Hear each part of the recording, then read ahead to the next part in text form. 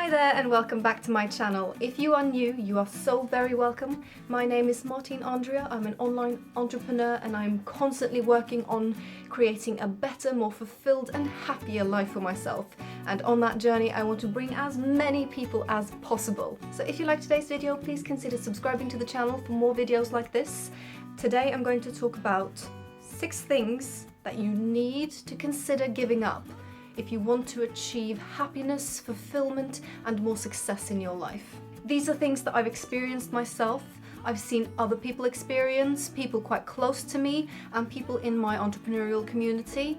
It's always a constant open dialogue about these things, and a lot of people probably sit and carry these things inside and say nothing. And maybe you're not even aware that some of these things are things that you do and they're holding you back. So I'm going to give you 6 things today that I want you to go away afterwards and think about. Maybe they apply to you, maybe they don't, but have a good long think about it, because some of these things might actually change your life if you get rid of them. And make sure you stay until the end of the video. I have a really good exercise for you that I found from someone that I truly respect and want to learn more from, and he was sharing this on TikTok, and I will share it with you because this is really powerful. So make sure you stay till the end of the video for that. Number 1. So this one I was actually a little bit surprised at, but not really surprised at when I was told this. So this was back when I first started my online entrepreneurial journey, and I just thought, that is so true. I kind of knew this, but that is so true. So the first thing that I would like you to consider giving up is trashy TV. Now I know we all love a good trashy TV program, but think about it. It has a negative effect on your mental health, and I'll tell you why. When we watch programs like Dr. Phil, Hoarders, and reality TV programs like Paradise Hotel or Big Brother. I haven't seen these shows for so long, I don't know. It's probably Love Island, that's a thing? I think that's a thing. By watching these programs, subconsciously you're telling yourself that at least my life isn't quite as bad as these people's, or at least I'm not as stupid as her, or at least I'm not as messy as him. So now you set the bar there. And that is really not what we should be doing. If you want to achieve more, you want to be happier, you want to have more of something, you have to set the bar higher. Little example, my dance teacher would always tell me, if you only stretch to where you can stretch, you'll never get further. You have to push yourself further. And watching TV and these programs might be a habit that you like, that you like sitting down and watching TV in the evening. Try and find something that might educate you, maybe some documentaries, or even a period drama, just something that has some substance to it, that can actually help propel you forward. Find the people that you want to copy, the people that have achieved what you want to achieve, be that a relationship, be that wealth, be that happiness or fulfillment. Find the people that are doing what you want to be doing, and then you follow them on all their social media and you copy what they do. Basically, make sure that the input that you're getting, that you're feeding yourself, is a good one that will push you forward. So number 2, a bit of an obvious one, but I think we need to be better at reading labels. So foods. I'm sure there are foods that you either should be eating less of or cut out completely. Once I started to actually educate myself a little bit about ingredients, because I basically found out that I'm lactose intolerant, and I've been for a very long time, and just the bell never rang, basically. And after that, I obviously had to check the labels to see if anything had dairy in it. I then started looking up other ingredients that I shouldn't have, and my goodness, now I read everything. So I'm obviously not going to do a whole thing about what kind of ingredients that you should be avoiding, but you may not be aware that you're eating something that's making you tired, that's making you sluggish, and just in general giving you a bad mood. I know, because I constantly had stomach cramps because I had so many foods that had some sort of dairy in them, and it was making me grumpy and I wasn't even aware. And cutting that out has given me more energy and in general made me happier. Number 3 is going to be bad habits. This can range from smoking to putting in too many filler words when you speak. An example like smoking is very self-explanatory. I don't think there's a person on earth that still thinks that that's healthy. But you might have habits that are holding you back, and you might not even be sure that you're doing them. So one thing that I learned in drama school was that I had a lot of bad habits. And my bad habits manifested themselves like fidgeting. Like I would constantly be touching something. Say if I had a pen when I was talking to someone, I'd be doing this, like touching it, clicking it, and just constantly be moving something. And you may or may not know, but that sends a message to the person that you're talking to that you're uncomfortable, that maybe you don't know what you're talking about. You might know exactly what you're talking about. You might be very confident in what you're talking about. So this might be very relevant for, say, a job interview. Make sure you're not fidgety, because you're sending off a message that you might not be comfortable. Another thing that I was doing was putting a lot of ums and in my speech. And the only way of figuring out if you're doing this is if somebody tells you, or you film yourself. That's what I had to do, because when I was learning monologues and presenting them, my feedback was, it's good. Do you know you're doing a lot of lip smacking? Which is basically this. So I would start a sentence like this, and then another sentence like this. And I think sometimes, even now, they sneak in every now and then.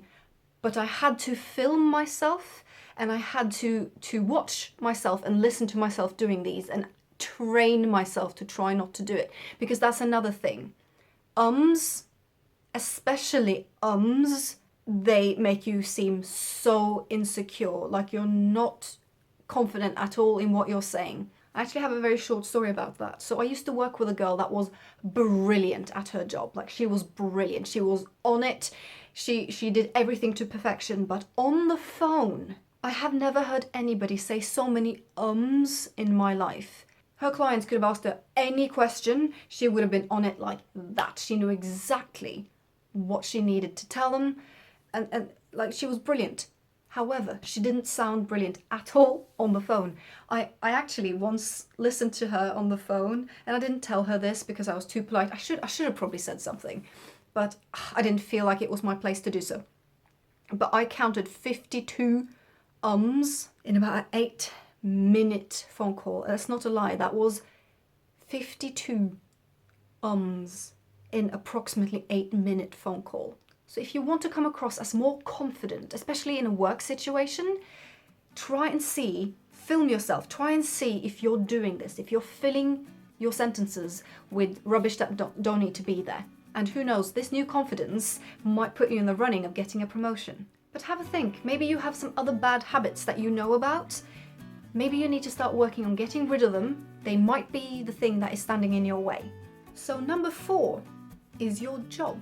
Can you imagine yourself in the job that you're currently doing for the next 20, 30, 40 years? If you can, and you're happy with that, this one's not for you, obviously. But if you don't see any prospects in the work that you're doing right now, or if you're not happy, or if getting up on Monday feels absolutely awful to you, maybe you're not in the job that you should be doing. Is there a different career that you've wanted to pursue, but you think, oh, it's too late, or it'll take me too much time to gain the knowledge to go there? Don't think like that. You can always do something different. I've heard about people who became doctors at 50 or pilots at 45. Nothing is impossible if you just do your research and figure out how you can do it. I know that when I started making money online, that was a game changer for me. If that's something that you're interested in, there is a link to my email list below where you get some free webinars from one of my mentors explaining how to actually create money online and the different ways that you can do it. So if you're interested in that, it's completely free. Just sign up to my email list, and you can unsubscribe at any time if you find that that's not for you. But if you're not happy in your job, please, please, please don't stay in that job and wait for retirement. And maybe that's what's standing in the way of your happiness. If you're unhappy at work, work is where we spend the majority of our time. If you're not happy, it's not the place for you. Number 5, and this one can be hard. You may be extremely aware of this, or you might not be aware at all. You may or may not have some very toxic people in your life, people that are keeping you down. It could be as serious as an abusive partner, or maybe somebody is harassing you at work. Maybe your best friend that you've had since kindergarten is actually a very toxic person. Or maybe you have a parent that is constantly telling you that you haven't achieved enough, or comparing you to other people. It's basically people that are keeping you down, people that make you feel bad about yourself. If somebody makes you feel bad about yourself, you need to have a conversation with that person. And you need to be honest with them, and you need to tell them how you feel. And that can be, and I understand, that can be so difficult. And a lot of people probably don't feel comfortable doing it. But please, for your own sake, if there is somebody in your life that makes you feel bad about yourself, you have to have a conversation with them. And if it doesn't change, get rid of them. Block their number, delete them on Facebook, and block everything. Get rid of them. I promise you, this is going to be like you take a fresh breath for the first time in forever. And I understand that it's hard. Find someone that can support you and block the toxic person. If you're constantly down and stressed, maybe frustrated and angry about someone who keeps intruding in your life and just creates this toxic environment, think about what that does to the people around you. If you have a toxic best friend, maybe that affects how you treat your partner or your children, or maybe the parent that keeps telling you you're not good enough. The anger that you feel about that isn't taken out on that parent. It might be taken out on your boyfriend or your wife, because the anger and frustration, it will be channeled somehow, and it's not good for you and it's not good for the people around you. So do yourself a favor. Are there anybody in your life that you would be so much better off without? And that brings me to number 6. I found this exercise from a man called Introvert Millionaire on TikTok. Honestly, like, TikTok is a godsend. If you don't have TikTok, I would encourage you to go there and find the people that you like. If you're not into the dancing and all that silly stuff, you don't have to look at that. I follow so many scientists, I follow doctors, I follow public speakers, people that do positive affirmations, and I learn so much. And this is also where I found the Introvert Millionaire. I will link his name on TikTok below if you want to go and check him out, because he basically has made himself a millionaire from doing real estate, and he is giving away his knowledge for free. Like, knowledge that people would pay thousands and thousands of dollars to get from a personal mentor. So if you're interested in real estate or just how to get a success mindset, the Introvert Millionaire. So this particular TikTok had an exercise in it. You need to do it alone and you need to have some tissues. It is basically a technique called Ho'oponopono, and he learned this from a man called Dr. Vitali. And all you need to do is repeat these phrases. I love you, I'm sorry, please forgive me, thank you. And keep repeating them. He says that you need to repeat these over 100 times. So when you're repeating these, a lot of thoughts and emotions from your life will appear. And he says that this is an internal cleansing. You're basically healing yourself. So do this alone, somewhere where you feel confident, somewhere where you feel safe, and push through it. If you do feel like it's uncomfortable because these thoughts and feelings are coming to the surface and you might not like what you feel, this is a part of that healing process. So just trust the process and keep going. If you need to cry, just let it all out.